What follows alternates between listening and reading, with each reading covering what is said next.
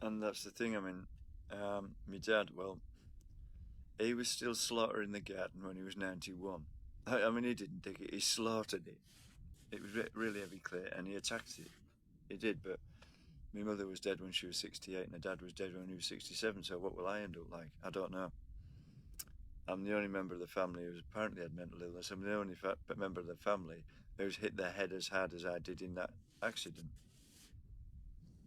I was possibly the only member of the family who could have been drugged without them knowing, which wouldn't have done me much good.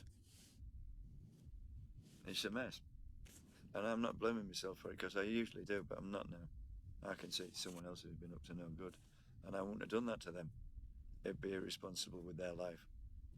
I mean, like it said on my reference, I was responsible for three milk boys, their lives. Because if I'd driven badly, they would have fallen out of that van and could have been killed.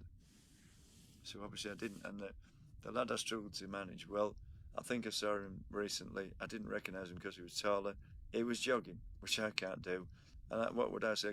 You know, good lad. You know, you're doing a good job. You know, you're doing all right now. It probably must have been a phase he was going through. Because if that was him, I didn't recognise him because he changed so much. He probably didn't know who I was. But yeah, I mean, I suppose some people say I hold grudges, but it was due to the bullying when I was a kid. I mean, he said, what was it? My uncle knows more about cars than you, and that's put me on to be an award-winning national student in vehicle engineering. I was annoyed about that. Yeah, I did see red like my dad, but in the right reason. You channel it into something constructive, don't you?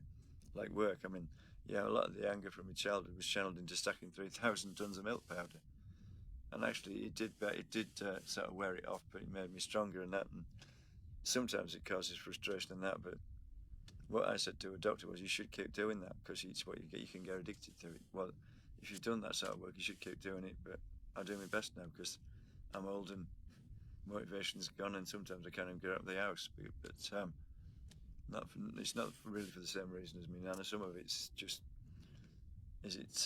self-awareness. I'm very self-aware, and I don't like being looked at and that. So I wouldn't really make a good famous person. I mean, when I'm in a bad mood, people shouting outside annoys me. I tend to think it's about me, but you do when you're on your own.